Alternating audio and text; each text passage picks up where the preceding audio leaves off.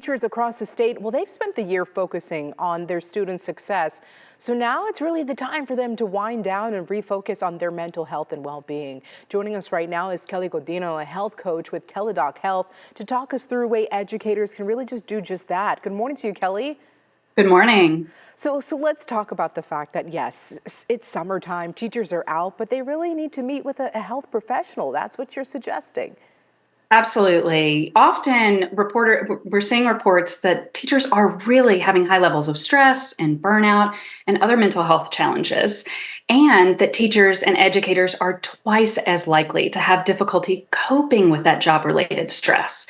With that burnout at an all-time high, it's really important for educators to have their routine check-ins with healthcare professionals to ensure they're maintaining their mental and physical health.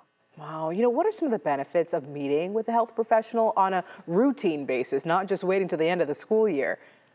Exactly. There's lots of benefits to keeping on top of our health overall. For example, meeting with a health coach like myself can help teachers create a personalized health and wellness plan that fits into that busy lifestyle that you have during the school year.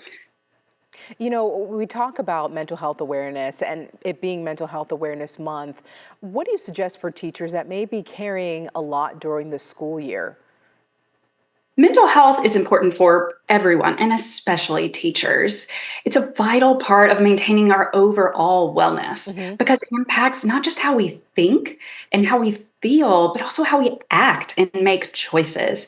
So it's this combination of making sure our mental state are in good shape so that our physical body can also work really effectively. Yeah, that I makes think it's a sense. perfect time to kind of work on those routines that you can practice this summer and really build into the next school year. Yeah, I think that's a great choice to make there. Let's talk about this because teachers are off for the summer. Some jump in and get another job, right? But what would you suggest when it comes to self-care and maybe just focusing on their well-being this summer if they can? Absolutely. Self care can take many forms. And this is about dedicating some time to take care of you. Maybe that's going to see a movie because that's something you really love. Oh, Or yeah. maybe you're setting up that healthcare appointment you mentioned that you've been putting off. And it's going to look different depending on your current needs. So it's a combination of both addressing those things you may have left undone, but also building up those regular healthy lifestyle routines. Maybe that's figuring out your favorite stress relieving activities from meditation to breathing exercises.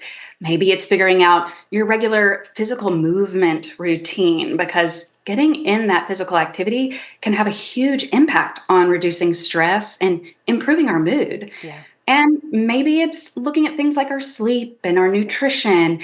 And if we need help from a professional, there is no shame in that. In fact, we really encourage that, of course, right? Whether that's speaking with a therapist or counselor or a health coach like myself, we can provide that extra support and guidance to give you those additional coping strategies. Right. We find that folks that take care of their mental health through our services see 76% of improvement after only Wow. 3 visits. Wow. So it can really be effective. Wow. Kelly, thank you so much for joining us here on Daybreak. Kelly Godina from Teladoc Health. Thank you.